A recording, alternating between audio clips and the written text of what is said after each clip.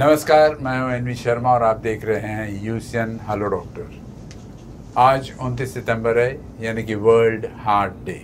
World heart day को सन 2000 में world heart federation ने WHO के सहयोग से इसको स्थापित किया और तब से पिछले 25 साल से इसको वर्ल्ड हार्ट डे मनाया जा रहा। ये मनाना इसलिए इम्पॉर्टेंट हो गया है क्योंकि लोगों में जागृति फैलाना ज़रूरी है कि हार्ट डिजीज़ को लेकर छोटी छोटी बातें हैं जिसका लोग ध्यान नहीं रखते और इस वजह से सीरियस कॉम्प्लिकेशंस हो सकता है। मिसाल के तौर पे हर साल 1,80,00,000 लोगों की मौत केवल और केवल हार्ट अटैक से या हार्ट डिजीज से होता है, जो कि चौंकाने वाली खबर है। यानी यूँ समझिए कि दुनिया में जितनी मौतें होती है उसमें से हर तीसरा व्यक्ति हार्ट अटैक का शिकार या हार्ट डिजीज़ का शिकार हुआ पाया जाता है। सबसे चौंकाने वाली बात तो यह है कि इसमें यंग लोग, जवान लोग, 30-40 साल की उम्र के लोग भी इसके शिकार हो रहे, जो कि काफ़ी चिंता का विषय है और इसी को लेकर आज हम डिस्कस करेंगे। हमारे साथ है गणेशा हार्ट केयर सेंटर के डॉक्टर ऋषिकेश उमालकर, जो कि कंसल्टेंट कार्डियोलॉजिस्ट है और पिछले काफ़ी सालों से इस क्षेत्र में अनुभवी डॉक्टर है। आज ये बात जो करेंगे वो फैक्ट्स एंड फिगर्स के आधार पर करेंगे, कुछ ऑथेंटिक इन्फॉर्मेशन रहेगा जिस वजह से ये और दिलचस्प हो जाएगा। बहुत बहुत स्वागत है सर आपका। नमस्कार सर, जैसे मैं ये टॉपिक बता रहा था कि यंग लोगों में हार्ट अटैक का प्रमाण या हार्ट डिजीज़ का प्रमाण ज़्यादा बढ़ते जा रहा है, तो क्या वाकई में ये चिंता का विषय है? हाँ, ये सच में चिंता का विषय है। पहले तो मैं अपनी पूरी ऑडियंस को वर्ल्ड हार्ट डे की बहुत बहुत बधाइयाँ देना चाहूँगा। दूसरी बात, मैं सबको ये बोलूँगा कि हार्ट एक ही रहता है, सबसे वाइटल ऑर्गन है और जीवन भर वो काम करते रहता है। तो उसकी प्लीज़ आप निगाह रखिए, अच्छे से उसकी केयर कीजिए ताकि आपको हार्ट रिलेटेड प्रॉब्लम्स नहीं आनी चाहिए जी। मतलब तो चलिए आज फिर से अपने प्रॉब्लम पे आएंगे। हाँ। जैसे आप बोल रहे हैं कि यंग लोगों में, हाँ, 25 से 45 के आयु के लोगों में, हाँ, ये ज्यादा पाया जाता है क्या?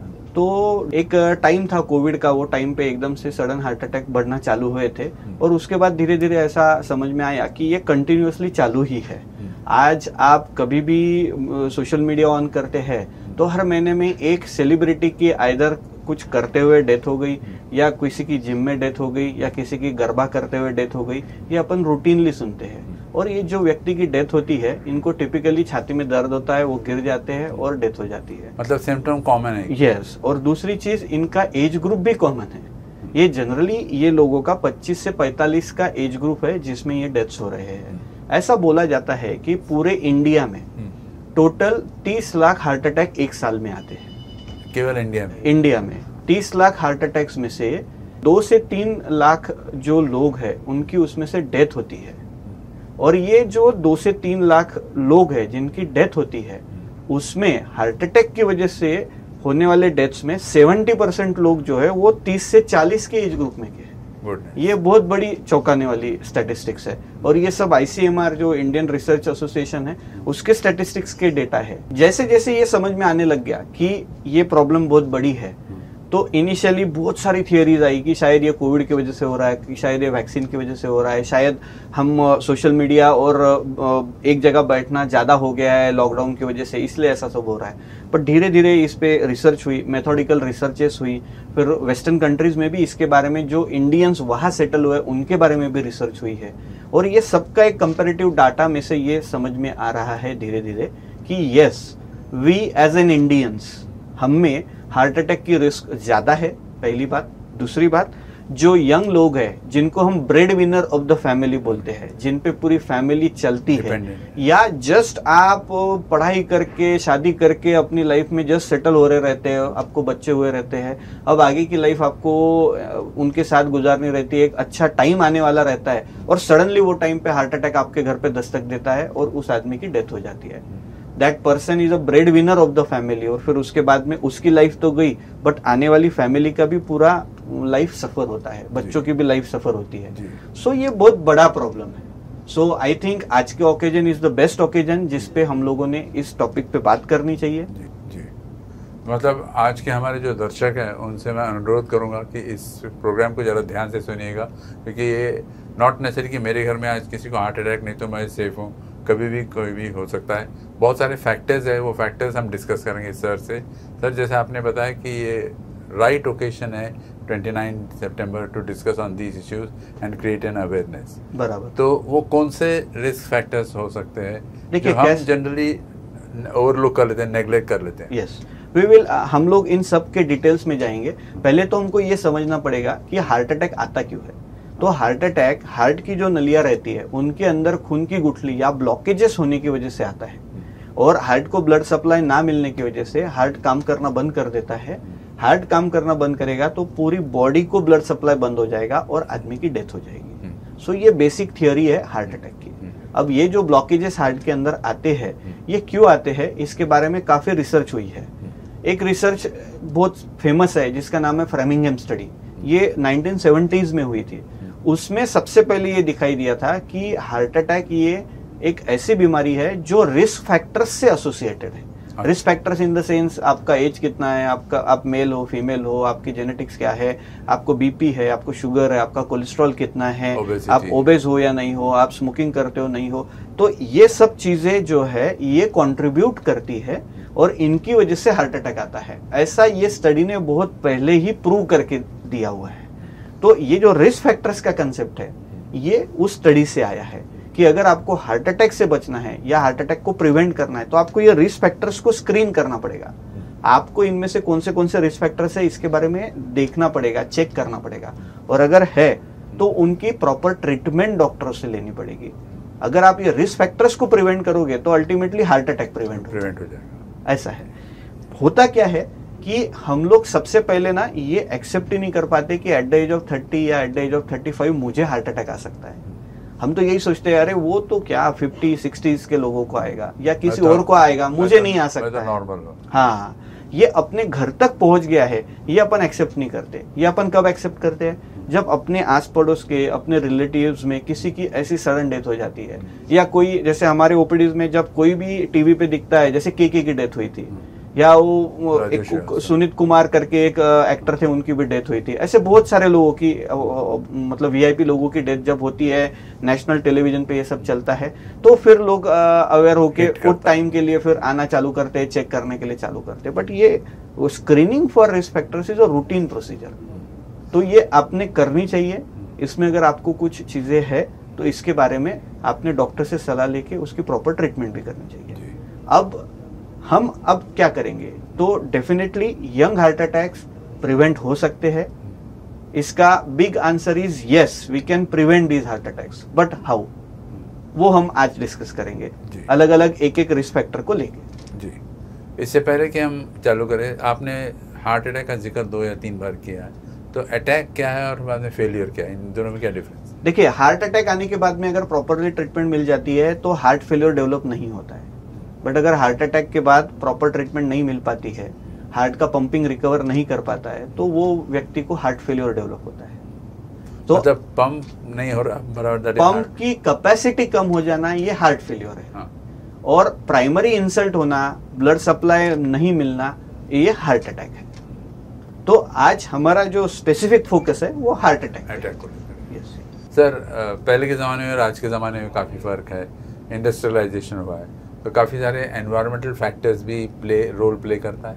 Yes, environmental factor is again non modifiable risk factor. जैसे आप जीन्स फैमिली को चेंज नहीं कर सकते, जैसे आप जेंडर को चेंज नहीं कर सकते, वैसे जिस एनवायरमेंट में आप चेंज कर रहे हो उसको आप इमीडिएटली तो चेंज कर ही नहीं सकते। ऐसा पाया गया है कि जब एक्सट्रीम वेदर चेंजेस होते हैं, जैसे सडन ठंडी आ जाती है, सडन गर्मी हो जाती है, सडन बारिश हो जाती है, वो टाइम पे एकदम से हार्ट अटैक बढ़ जाते हैं।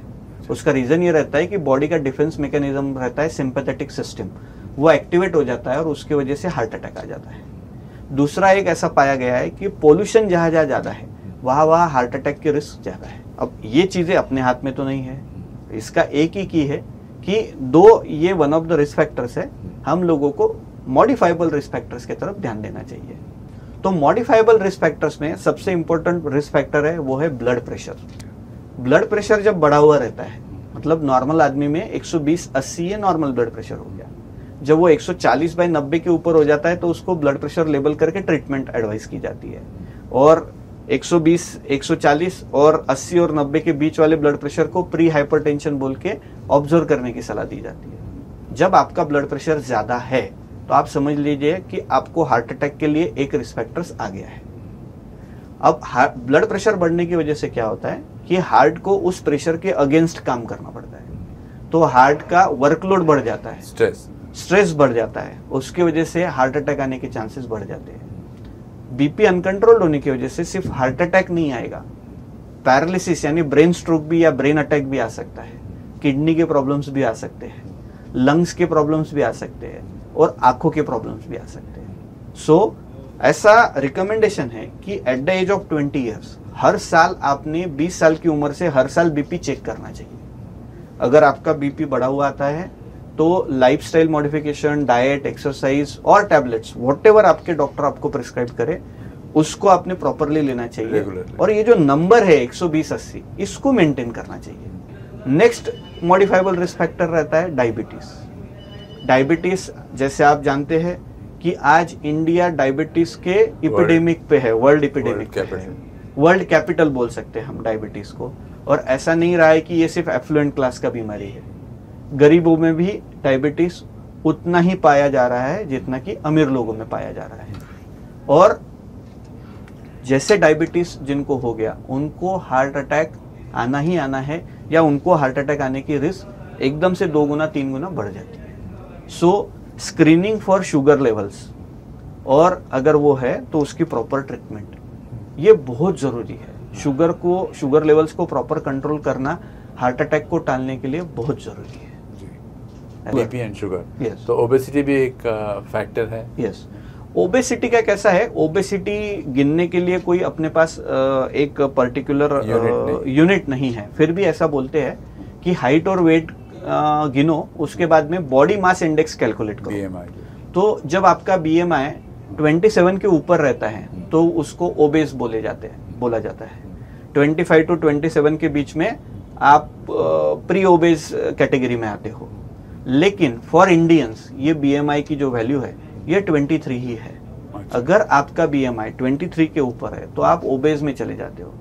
ऐसा रिसर्च में और रिसर्च पेपर्स में ये पब्लिश भी हुआ है कि अगर एक वेस्टर्न कंट्री का आदमी है और एक इंडियन आदमी है, दोनों का BMI अगर 23 है तो जो उसका बॉडी कंपोजिशन रहता है वेस्टर्न आदमी का वो अपने से बेटर है, और Indian because of our genes अपना बॉडी कंपोजिशन जो है वो खराब है। खराब इन द सेंस उसमें फैट कंटेंट ज्यादा है as compare to western person.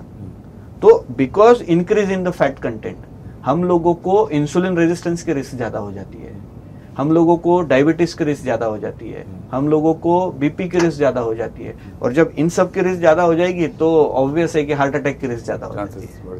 So same BMI पे हम इंडियंस को because of our genes, because of our fat distribution pattern, हम लोगों का रिस्क ऑफ हार्ट अटैक बहुत ज्यादा है। इसमें एक और कंपोनेंट रहता है फैट डिस्ट्रीब्यूशन में, उसको बोलते हैं विसरल फैट। ये क्या होता है? विसरल फैट मतलब अपने पेट में जो फैट जमा रहता है वो चर्बी। जब फैट डिस्ट्रीब्यूशन बॉडी में होता है तो वो 2 तरीके से होता है। एक रहता है एप्पल शेप्ड, मतलब पेट के अराउंड जो होगा वो, और दूसरा रहता है पियर शेप। पियर शेप मतलब अपनी जो जांघों पे जो जमा होगा वो। तो जो पियर शेप फैट डिस्ट्रीब्यूशन है वो ज्यादा बेटर रहता है, वो ज्यादातर यूरोपियन और वेस्टर्न लोगों में पाया जाता है। और जो एप्पल शेप्ड ओबेसिटी रहती है, जो विसरल फैट, जो पेट के अंदर चर्बी जमा होती है, वो हम लोग इंडियंस में ज्यादा पाई जाती है। अगर सेम वेट में एक आदमी को अगर पियर शेप फैट डिस्ट्रीब्यूशन है और एक आदमी को अगर एप्पल शेप फैट डिस्ट्रीब्यूशन है, तो एप्पल शेप्ड आदमी जो है वो more susceptible to diabetes, he is more susceptible to heart attack. तो विसरल फैट गिनने का क्या तरीका है? उसके लिए हम लोग गिनते हैं वेस्ट सरकमफरेंस। वेस्ट सरकमफरेंस मतलब हमारी जो बरगड़ी बोलते हैं, रिब्स जहां खत्म होती है वो आखिरी की रिब्स, और हमारी नीचे हिप की पहली ऊपर की बोन, ये दोनों के बीच में का जो मिडल पार्ट रहता है, वहां से अम्बिलिकस के लेवल पे हम लोग सरकमफरेंस गिनते हैं। That is called as waist circumference. अगर ये वेस्ट सरकमफरेंस मेल्स में 90 सेंटीमीटर के ऊपर है और फीमेल्स में 80 सेंटीमीटर के ऊपर है, तो दैट मीन्स आपको विसरल फैट एक्स्ट्रा है, ज्यादा का है, तो जो आपको हार्मफुल रहना चाहिए। आइडियली कितना होना है? वो मेल्स में 90 सेंटीमीटर के नीचे रहना चाहिए और फीमेल्स में 80 सेंटीमीटर के नीचे रहना चाहिए वेस्ट सरकमफरेंस। ये उसका एक प्रमाण है गिनने का कि हम लोगों को विसरल फैट है या नहीं है। ऐसा बोलते हैं कि आपको अगर 2 सेंटीमीटर विसरल फैट ज्यादा है 90 से, तो आपको हार्ट अटैक की रिस्क 10% ज्यादा हो जाती है, इतना उसका इम्पैक्ट है। So this is the reason why we are more prone for heart attack, और this is the only reason why young people are suffering from heart attack so high on so high level.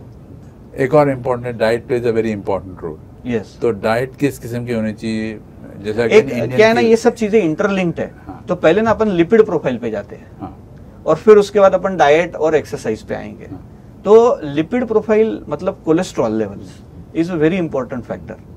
इसका सबसे direct impact है heart disease पे, क्योंकि आपका cholesterol बढ़ा, वो आपकी कोरोनरी आर्टरीज में मतलब हार्ट की आर्टरीज में जाके बैठेगा और वो ब्लॉकेज क्रिएट करेगा और आपको हार्ट अटैक आएगा।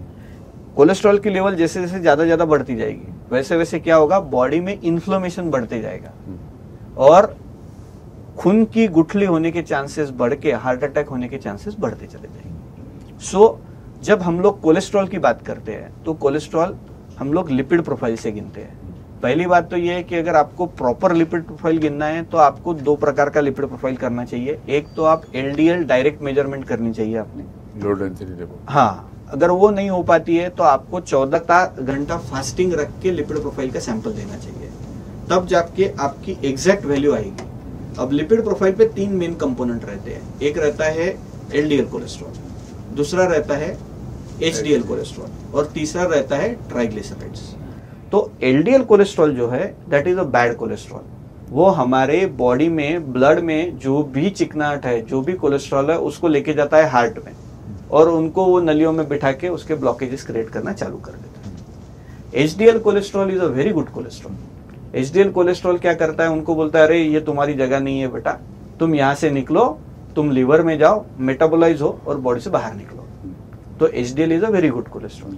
और ट्राइग्लिसराइड्स जो रहते हैं वो by and large heart attack से उतने संबंधित नहीं है, but it is one of the minor risk factor. So हम लोगों को क्या फोकस करना चाहिए, हमारा LDL कोलेस्ट्रॉल 100 के नीचे रहना चाहिए, हमारा HDL कोलेस्ट्रॉल 40 के ऊपर रहना चाहिए और हमारे ट्राइग्लिसराइड जो है वो भी 100 के अराउंड रहना चाहिए। अब मैं आपको बताता हूँ as compare to western and European countries, Indians में क्या होता है। हमारा ये लिपिड प्रोफाइल या हमारे ये कोलेस्ट्रॉल जो है बॉडी में, ये भी थोड़े डिफरेंट टाइप के हैं। जो LDL कोलेस्ट्रॉल है वो सपोज वेस्टर्न आदमी का अगर इतना साइज का है तो हमारा थोड़ा छोटा है, और अगर ये LDL कोलेस्ट्रॉल वेस्टर्न आदमी का जो है वो अगर एक 10% बैड इफेक्ट दिखाता है तो हमारा 20%, मतलब छोटा है लेकिन इफेक्ट ज्यादा खराब दिखा रहा है। सो हमारा जो LDL कोलेस्ट्रॉल है वो डेंस पार्टिकल है, स्मॉल है, बट ज्यादा एथेरोजेनिक है। इसलिए हम लोगों को LDL कोलेस्ट्रॉल कंट्रोल करना और भी ज्यादा जरूरी हो जाता है और हम लोग हार्ट डिसीज के लिए और भी ज्यादा प्रोन हो जाते हैं। उसके बाद में HDL cholesterol. HDL cholesterol is a good cholesterol, but foreign countries के लोगों में उसकी बेसलाइन वैल्यू ही ज्यादा रहती है, हम लोगों की वैल्यू कम रहती है। अगर HDL कोलेस्ट्रॉल आपको बढ़ाना है तो एक्सरसाइज किए बिना उसका कोई इलाज नहीं है। ऐसी कोई टैबलेट नहीं है जिससे HDL कोलेस्ट्रॉल बढ़ सकता है, आपको एक्सरसाइज करना पड़ेगा उसके लिए। उसके बाद में आते हैं triglycerides. Triglycerides by and large ये बताते हैं कि आपकी शुगर कितनी कंट्रोल में है या नहीं है, और दूसरा आपको ईटिंग पैटर्न कैसा है, आप एक्सेसिव ईटिंग कर रहे हो या नहीं कर रहे हो। अगर ये दोनों चीजों को आप कंट्रोल करोगे, मतलब आपका ईटिंग पैटर्न प्रॉपर रखोगे, जितना रिक्वायर्ड है उतना ही खाओगे, और अगर आपके शुगर लेवल्स कंट्रोल में रखोगे तो आपके ट्राइग्लिसराइड्स वैसे ही कंट्रोल में आ जाते हैं। ये हो गया लिपिड प्रोफाइल के बारे में। अब लिपिड प्रोफाइल में आगे और 2 नई चीजें आई है जिसके बारे में बहुत लोग अवेयर नहीं है, और उसको मैं आज आप लोगों को बताना चाहूंगा। वो है, एक है लाइपोप्रोटीन A और दूसरी है एपोलाइपोप्रोटीन B। तो ये लाइपोप्रोटीन A और एपोलाइपोप्रोटीन B, ये 2 चीजें जो है ये कोलेस्ट्रॉल का ही एक पार्ट है। ये जो कोलेस्ट्रॉल है ये ब्लॉकेजेस को और बढ़ाते हैं, और भगवान ने भी देते टाइम क्या किया है मुझे पता नहीं, वेस्टर्न कंट्रीज के लोगों की ये जो वैल्यूज रहती है वो काफी कम रहती है, और हम इंडियंस की, साउथ ईस्ट एशियन लोगों में लाइपोप्रोटीन A की वैल्यूज बहुत ज्यादा रहती है। एपोलाइपोप्रोटीन बी की भी वैल्यूज बहुत ज्यादा रहती है। ऐसा पाया गया है कि अगर 100 इंडियंस है तो उसमें 33% लोगों का लाइपोप्रोटीन बढ़ा हुआ रहता है। अच्छा। और अगर आपका लाइपोप्रोटीन बढ़ा हुआ है तो आपका एलडीएल भी नॉर्मल हो, आपका डायबिटीज भी कंट्रोल में हो, तो भी आप हार्ट डिसीज के लिए प्रोन हो जाते हो। इसलिए अभी इंडियन लिपिड एसोसिएशन ने गाइडलाइंस जारी की है कि हर आदमी ने लाइफ में एक बार तो भी लाइपोप्रोटीन ए चेक करना चाहिए, और अगर उसके लेवल्स बढ़े हुए आते हैं तो अपने डॉक्टर को कंसल्ट करके जो भी प्रिवेंटिव स्टेप्स है वो लेने चाहिए। Since we are running out of time, diet और एक्सरसाइज के बारे में क्विकली yes. डाइट के बारे में ऐसा है कि शुगर और सॉल्ट आपके डाइट में जितना कम रहेगा उतना बेटर रहेगा। ऑयल आप जितना अवॉइड कर खाओ सकोगे, सब कुछ हाँ, उसको कंट्रोल में रखो और ऑयल कंटेंट आप कम रखो। ये तो अपने को पता ही है कि जो फास्ट फूड आजकल ज्यादा चलन में है, इसको आप जितना कंट्रोल करोगे, आप जितना ट्रांस फैट अवॉइड करोगे, उतने लिए आप बेटर है। जब हम एक्सरसाइज की बात करेंगे तो एक्सरसाइज और हार्ट, इनका एक यू शेप्ड कनेक्शन है। अगर आप कुछ भी एक्सरसाइज नहीं करोगे तो भी हार्ट अटैक की रिस्क बढ़ेगी, आप बहुत ज्यादा रिगरस एक्सरसाइज करोगे तो भी हार्ट अटैक की रिस्क बढ़ेगी। हम लोग बहुत सारे अभी मतलब रील्स देखते हैं या कोई वीडियो टेप्स देखते हैं, उसमें दिखता है कि जिम में एक्सरसाइज चल रही है और एकदम से कोई कोलैप्स हो जाता है। तो ये सब चीजें जो है ये एक्सेसिव एक्सरसाइज से रिलेटेड भी हो सकते हैं, या प्रीडिस्पोजिंग अंडरलाइंग हार्ट डिसीज होगा जो डिटेक्ट नहीं हो पाया, उसकी वजह से हो सकता है। सो गाइडलाइंस ये रिकमेंड करती है कि अगर आपको हार्ट हेल्थ अच्छी रखनी है और हार्ट अटैक को प्रिवेंट करना है तो आपने ब्रिस्क वॉकिंग या मॉडरेट एक्सरसाइज करनी चाहिए। मॉडरेट एक्सरसाइज मतलब 30 मिनट्स पर डे और 5 डेज अ वीक आपने ब्रिस्क वॉकिंग करना चाहिए, या साइकिलिंग करना चाहिए, या स्विमिंग करना चाहिए। इनमें से कोई भी चीज आप कर सकते हो। इतने ही रिकमेंडेशंस हार्ट हेल्थ के हिसाब से रिकमेंडेड है। उसके बाद कुछ जो लाइफस्टाइल जो हम लोगों ने हमारे मतलब ये एक्चुअली तो रिस्क फैक्टर्स नहीं है, बट ये हम लोग हमारी लाइफस्टाइल ऐसी बना देते हैं कि ये रिस्क फैक्टर्स बन जाते हैं। इसमें सबसे इंपॉर्टेंट चीज आती है स्लीप। अगर आप एडिक्वेट स्लीप लेते हो 6 से 7 घंटा तो आप बाय एंड लार्ज प्रोटेक्टेड हो। अगर आप स्लीप डिप्राइवेशन हो जाते हो कोई कारण से तो आपकी हार्ट अटैक की रिस्क बढ़ जाती है। सेम वे में स्ट्रेस जो है अगर आप हैंडल कर पा रहे हो तो वेल एंड गुड। एक लेवल के ऊपर का अगर आपको स्ट्रेस है तो वो भी ब्लॉकेजेस क्रिएट करने के लिए और आपको हार्ट अटैक आने के लिए रिस्पॉन्सिबल रह सकता है। तो इसको भी आपको कंट्रोल करना चाहिए। एक इससे भी ज्यादा इंपॉर्टेंट फैक्टर है जो कि हम लोग खुद होके ले लेते हैं, वो है nicotine intake in any form, like smoking हो गया, टोबैको हो गया, ई सिगरेट्स हो गए, हुक्का हो गया या वैपिंग हो गया। आजकल बहुत अलग अलग टाइप आ गए हैं निकोटिन इंटेक के। तो इनमें से कोई भी जो है वो प्रोटेक्टिव नहीं है, ये सब के सब हार्ट के लिए हार्मफुल है। आपने अल्कोहल के बारे में पूछा, ये एक अच्छी बात है। Alcohol in by and large पहले स्टडीज थे कि अगर स्मॉल क्वांटिटी में हो तो बेनिफिशियल है, बट ऐसा कुछ भी नहीं है। उसके भी अपने साइड इफेक्ट्स है, उसकी वजह से भी अपने प्रॉब्लम्स होते हैं। सो करंट गाइडलाइंस रिकमेंड कि आपने अल्कोहल यूज भी टोटली बंद करना चाहिए। सो अगर हम इन एंड ऑल इसको सब समराइज करने जाएंगे तो यस डेफिनेटली हमारे यहाँ पे यंग लोगों में हार्ट अटैक्स बहुत बढ़ गए हैं, और अब with data and with research हम लोग ये बोल सकते हैं कि yes we can prevent those heart attack. Authentically बोल सकते। यस। तो कैसे? हम लोगों को रिस्क फैक्टर की बात करनी पड़ेगी। रिस्क फैक्टर्स में सबसे पहले जो नॉन मॉडिफाइबल है, जो अपने हाथ में नहीं है, वो है फैमिली हिस्ट्री, जेंडर और एनवायरमेंट। अगर इसमें से कोई भी रिस्क फैक्टर आपको है तो आप बाकी के रिस्क फैक्टर्स को कंट्रोल में करने की ज्यादा कोशिश करो ताकि आपकी वो रिस्क फैक्टर की रिस्क जो है वो कम हो जाए। तो जब हम लोग ये बात करते हैं कि मॉडिफाइबल रिस्क फैक्टर्स में बीपी, शुगर और कोलेस्ट्रॉल, मोटापा, विसरल फैट, इसको कंट्रोल करना है, तो ये कैसे कंट्रोल होगा? इसकी कुछ वैल्यूज है जो हम लोगों को मेंटेन करनी चाहिए। जैसे ब्लड प्रेशर है, उसको 120/80 आपको मेंटेन करना है। शुगर की जो वैल्यूज है, फास्टिंग शुगर आपको 100 के नीचे मेंटेन करनी है। उसके बाद में अगर आप BMI बोलेंगे मोटापे के लिए तो वो 23 के अंदर आपको मेंटेन करना है। आप वेस्ट सर्कमफरेंस बोलेंगे विसरल फैट के लिए तो मेल्स में 90 के नीचे लाना है और फीमेल्स में 80 सेंटीमीटर के नीचे लाना है उसको, एक्सरसाइज और डाइट कंट्रोल करके। तो अगर आप ये सब चीजें करते हो, और उसके बाद लिपिड प्रोफाइल की बात आती है, तो आपको आपका LDL cholesterol less than 100 maintain करना है, सीरियली चेक करके। आपका HDL कोलेस्ट्रॉल एक्सरसाइज करके 40 के ऊपर बढ़ाना है, और आपके ट्राइग्लिसराइड्स को आपको 100 के अंदर कंट्रोल करना है। अगर आप बीपी, शुगर, मोटापा, विसरल फैट और लिपिड प्रोफाइल, इनकी मैंने ये सब जो वैल्यूज बताई, ये अगर मेंटेन करते हो और इसको over a period of time continuously करके रेगुलरली चेक करते हो, तो आप डेफिनेटली हार्ट अटैक को प्रिवेंट कर सकते हैं। वर्ल्ड हेल्थ डे के दिन आपने बहुत सुंदर मैसेज दिया। होपफुली जो दर्शक है वो इसको फॉलो करेंगे और ये तमाम रिस्क फैक्टर्स जैसे आपने कहा कि हमारे कंट्रोल में है, वो कंट्रोल कर पाएंगे इसको and live a healthy life. Thank you very much for coming. Thank you so much. Thank you.